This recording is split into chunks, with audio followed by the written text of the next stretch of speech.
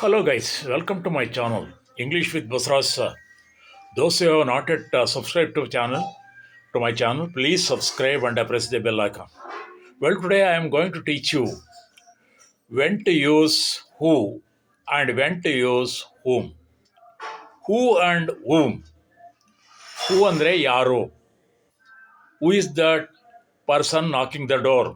Who is knocking at the door? ಬಾಗಿಲು ಬಳಿ ಬಡಿತಾ ಇರೋರು ಯಾರು? ಹೂ ಈಸ್ ವಾಕಿಂಗ್ ದೇರ್, ಅಲ್ಲಿ ನಡೀತಾ ಇರೋರು ಯಾರು?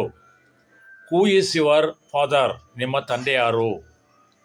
Who is your best teacher in the school, ಶಾಲೆಯಲ್ಲಿ ನಿನ್ನ ಬೆಸ್ಟ್ ಟೀಚರ್ ಯಾರು? ಹೂಮ್ ಅಂದರೆ ಯಾರನ್ನು. Who is the subject of the sentence. By putting who is the subject of the sentence, it it has been used as subject pronoun. Whom is the object pronoun, object of the pronoun or the object of the preposition. Let's see some examples. ಉದಾಹರಣೆಗೆ, this is the person who helped me. Here who is the subject of the verb helped. ಈ ವ್ಯಕ್ತಿನೇ ನನಗೆ ಸಹಾಯ ಮಾಡಿದ್ದು. ಹಾಗೆಯೇ, to whom should I address this letter to whom should I address this letter?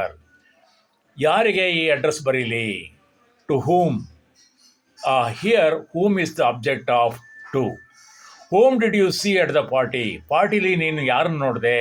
ಹೂಮ್ ಅಂದರೆ whom is here it is the verb of did see. By putting he, she, it, we get the answer who. By putting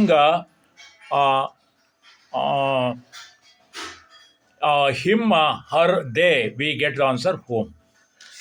Let's see some more examples.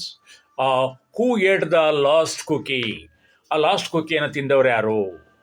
Who is knocking at the door? ಬಾಗಿಲು ಬಳಿ ಬಡಿತಾ ಇರೋರು ಯಾರು?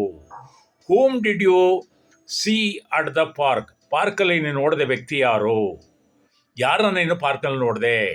ಈ likes to know whom you have ಮೆಟ್.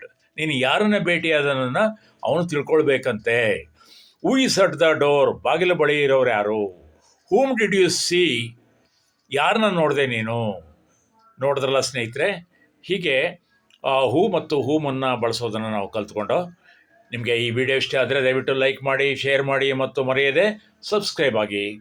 ಹಾಗೆಯೇ ಆ bell ಐಕಾನನ್ನು ಕೂಡ ಒತ್ತಿ ನೀವು ಕಾಮೆಂಟು ಕೂಡ ಹಾಕಿ. Thank you.